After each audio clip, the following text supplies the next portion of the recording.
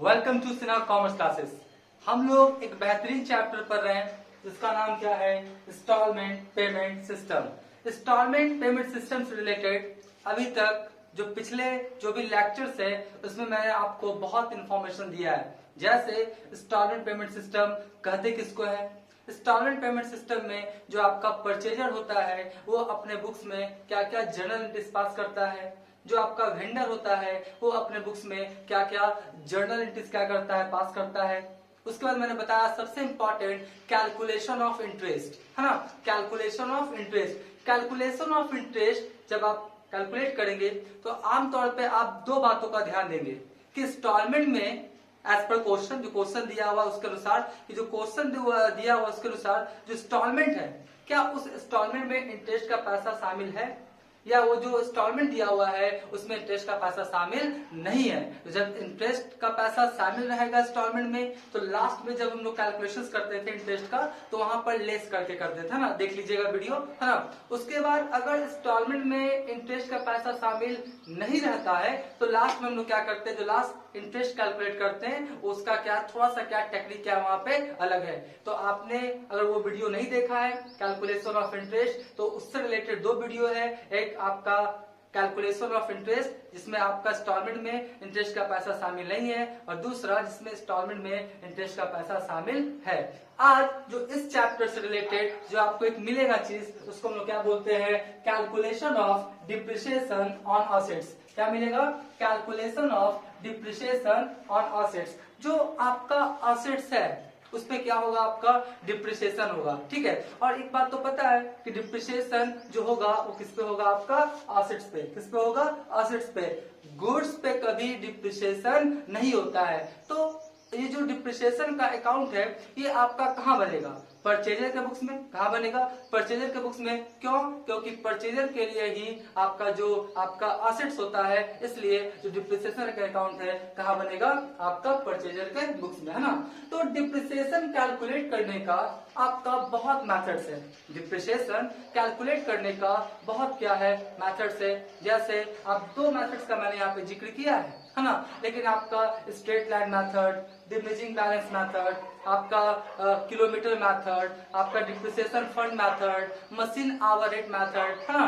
तो बहुत आपका क्या है, डिप्रिसिएशन को कैलकुलेट करने का क्या है, आपका मेथड्स है। जो बीकॉम पार्ट 1 है, बीकॉम पार्ट 1 फिनेंशियल अकाउंटिंग के अंतर्गत हम लोग क्या करते हैं, बस दो ही मेथड क्या करते हैं, सीखना होता है। तो बोलेंगे सर कि बाकी जो मेथड्स है वो कब पढ़ेंगे, बाकी जो मेथड्स है वो बीकॉम पार्ट 1 में नहीं, वो जो पढ़ा जाता है बीकॉम पार्ट 2 में। बीकॉम पार्ट 2 स्पेशलाइज्ड अकाउंटेंसी, उसी को बोलते हैं आपका एडवांस अकाउंटेंसी। तो स्पेशलाइज्ड अकाउंटेंसी बोले चाहे एडवांस अकाउंटेंसी बोले, उसमें एक चैप्टर मिलेगा बीकॉम पार्ट 2 में। पटना यूनिवर्सिटीज और भी जितने यूनिवर्सिटीज हैं उसमें कि आपका डिप्रिसिएशन को कैलकुलेट करने का एक चैप्टर ही है जिसमें जितने भी मैंने डिप्रिसिएशन बोला मेथड, जैसे आपका original cost method, diminishing balance method, है ना, depreciation fund method, machine hour rate method, है ना, उसके बाद किलोमीटर मेथड, तो ये सब और भी मेथड्स है। तो वो आपको मिलेगा आपको बीकॉम पार्ट 2 में स्पेशलाइज्ड अकाउंटेंसी या एडवांस अकाउंटेंसी, आपका जो पेपर है ऑनर्स पेपर उसके अंतर्गत, है ना। तो बीकॉम पार्ट 1 फाइनेंशियल अकाउंटिंग के अंतर्गत सिर्फ आपको दो ही मेथड पढ़ना है। इसका नाम क्या है, स्ट्रेट लाइन मेथड, या इसी का दूसरा नाम क्या है, फिक्स इंस्टॉलमेंट, या इसी का तीसरा नाम क्या है, इक्वल इंस्टॉलमेंट, या इसी का नाम क्या है, ओरिजिनल कॉस्ट मेथड। याद रखिएगा ये नाम सब क्या है, अलग है, लेकिन है सब एक ही चीज, ठीक है। हाँ, जैसा मैंने क्या बोला कि नाम क्या है आपका अलग अलग है, जैसे straight line method, fix installment method, equal installment method, original cost method. तो क्या ये सब अलग मेथड है, नहीं, नाम एक ही है। किसी भी मेथड से बोले तो जैसा भी हम कैलकुलेशंस करने के लिए बताएंगे आप डिप्रिसिएशन का कैलकुलेशन उसी ढंग से करेंगे। जैसे यहाँ पर क्या है, रिटर्न डाउन वैल्यू या डिमिनिशिंग बैलेंस मेथड या रिड्यूसिंग बैलेंस मेथड, तो नाम अलग अलग है लेकिन सबका काम क्या है, बिल्कुल सेम है। किसी भी मेथड से बोले, किसी भी मेथड से बोले तो अभी हम जैसे आपको कैलकुलेशंस करने के लिए बताएंगे डिप्रिसिएशन ऑन असेट्स का, उसी प्रकार से आप क्या करेंगे, कैलकुलेशंस करेंगे, है ना। तो सबसे पहले लोग सीखते हैं किसका है, स्ट्रेट लाइन मेथड के अनुसार, या इसी का दूसरा नाम क्या है, फिक्स इंस्टॉलमेंट या इक्वल इंस्टॉलमेंट, ऐसे को बोलते हैं ओरिजिनल कॉस्ट मेथड, है ना। हमने क्या किया है, एक आपका क्या किया है, एग्जाम्पल लिया है ना।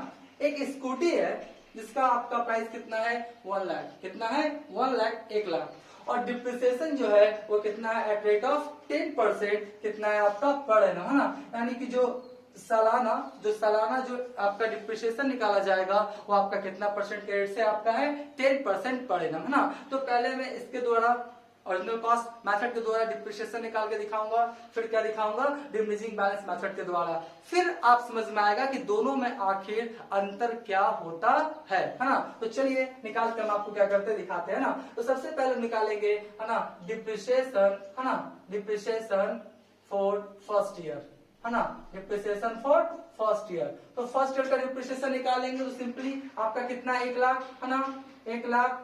और 1 लाख का कितना परसेंट बोल रहा है 10%, तो 1 लाख का 10% कितना हो जाएगा आपका 10,000। कितना हो जाएगा आपका 10,000, ठीक है। ये क्या हुआ डिप्रिसिएशन फॉर फर्स्ट ईयर, ठीक है। अगर हम निकालेंगे सेकंड ईयर, है ना, अगर निकालेंगे डिप्रिसिएशन फॉर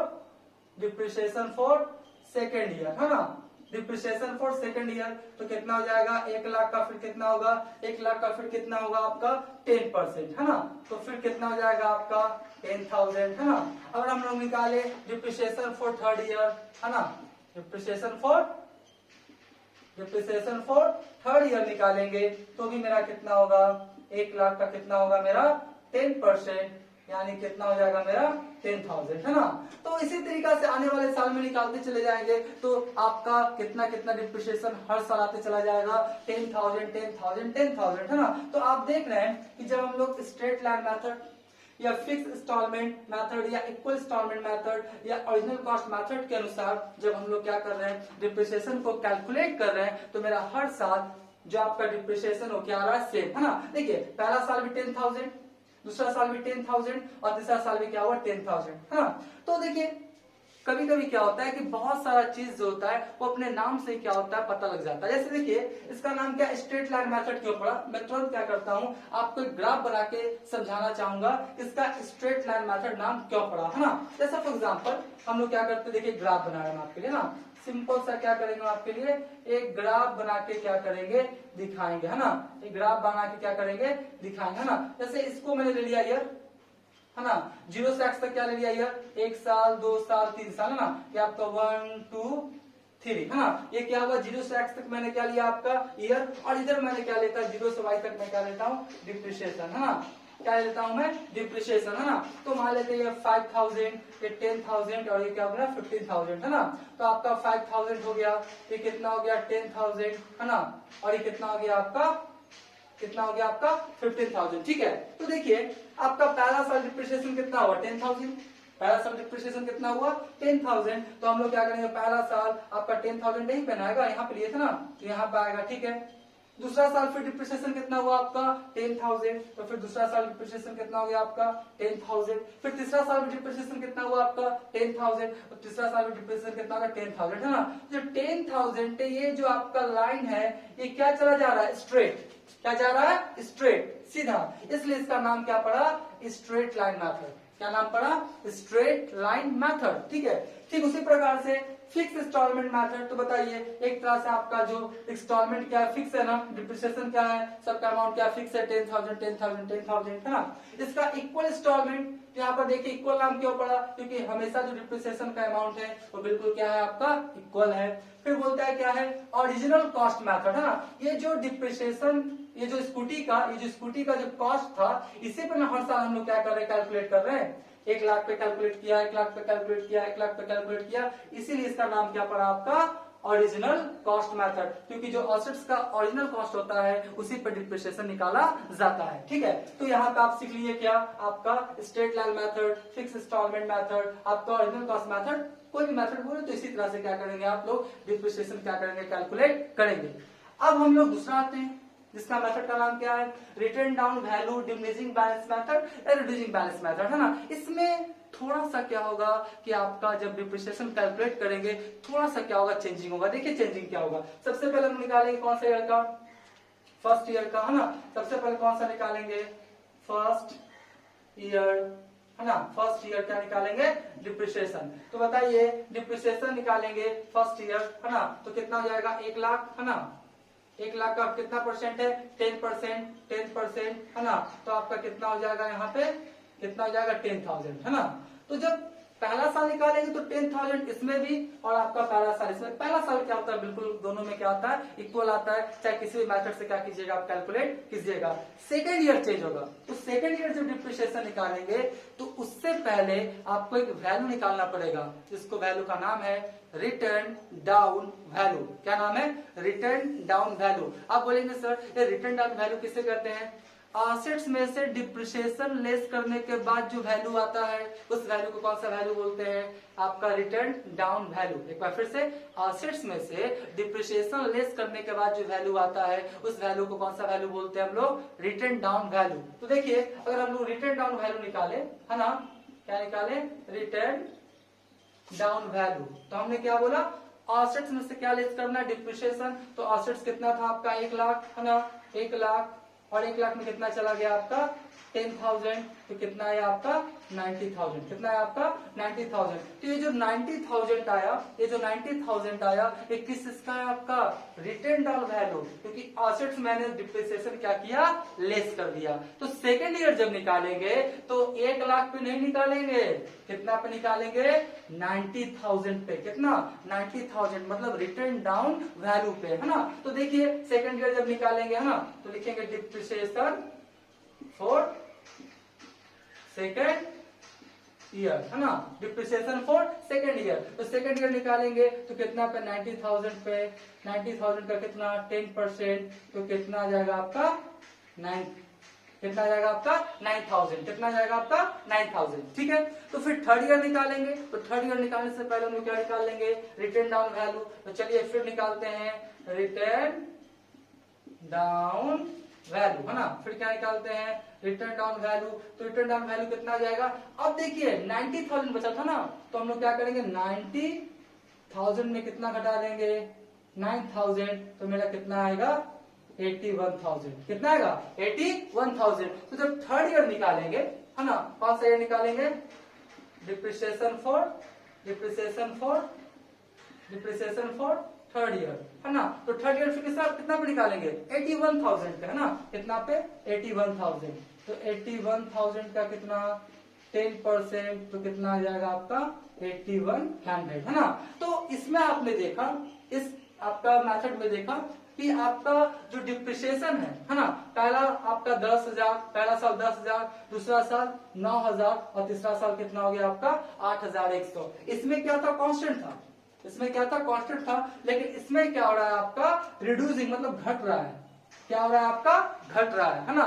इसीलिए इसका नाम क्या पड़ा, रिटर्न डाउन वैल्यू, क्योंकि रिटर्न डाउन वैल्यू पे निकालते हैं। दूसरा डिमिनिशिंग, क्योंकि डिमिनिशिंग हो रहा है ना, आपका घटते हुए क्रम में जा रहा है, रिड्यूसिंग घटते हुए क्रम में जा रहा है ना।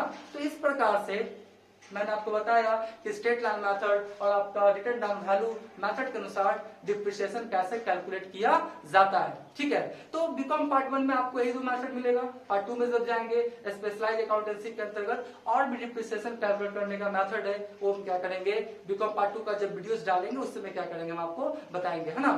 तो यहाँ तक तो समझ गए। अब एक बात ध्यान सुन लीजिए, जब आपके क्वेश्चंस में मेथड का जिक्र कर दे, फिक्स इंस्टॉलमेंट या ओरिजिनल कॉस्ट, तो इसके अनुसार इसका जिक्र करेगा डिमिनिशिंग, तो इसके अनुसार। लेकिन अगर क्वेश्चंस में आपका डिप्रिसिएशन का मेथड का जिक्र नहीं करे, तब क्या कीजिएगा, तब हम लोग क्या करेंगे, रिटर्न डाउन वैल्यू मेथड या डिमिनिशिंग बैलेंसिंग मेथड के तहत, मतलब जब क्वेश्चन में जिक्र नहीं करेगा तो इस मेथड के अनुसार क्या करेंगे हम लोग, डिप्रिसिएशन को कैलकुलेट करते हैं। ऐसा नियम है किसका, इनकम टैक्स डिपार्टमेंट का। किसका, इनकम टैक्स डिपार्टमेंट का। इनकम टैक्स डिपार्टमेंट बोलता है कि आप डिमिनिशिंग बैलेंस मेथड के अंतर्गत डिप्रिसिएशन को क्या करें, कैलकुलेट करें। ऐसा क्यों करता है, ऐसा क्यों बोलता है इनकम टैक्स डिपार्टमेंट, किस मेथड को क्या करें आप अप्लीकेबल करें, नेक्स्ट क्लास में क्या करूंगा मैं आपको बताऊंगा। ठीक है, तो अगर मेरा आपको ये वीडियो अच्छा लग रहा है तो आप क्या करें, चैनल को सब्सक्राइब कर लें, बेल आइकन को हिट करके जो आपका ऑल बटन क्या करें, आप क्या करें, दबा दें। इससे क्या होगा कि जितने भी मैं वीडियोस क्या करूंगा, डालूंगा, है ना, सारे वीडियोस का आपको सबसे पहले क्या होगा, नोटिफिकेशंस आता चला जाएगा। ये जो सिनाग कॉमर्स क्लासेस का चैनल है आपका, इसमें क्लास 11, क्लास 12, बीकॉम का BCom part 1, BCom part 2, BCom part 3 का जितना भी ऑनर्स पेपर है, सारों वीडियोस को क्या, सारा जो आपका वीडियोस है आपको क्या होगा, इसमें आपका अपलोड किया जाएगा। तो चैनल से जुड़े रहिएगा, ठीक है। अगर मेरा आपका ये वीडियोस अच्छा लगा तो आप क्या कीजिएगा, इस वीडियो को क्या कीजिएगा, शेयर कर दीजिएगा, ठीक है। तो आज क्या करते हैं, क्लास यहीं समाप्त करते हैं। Thank you.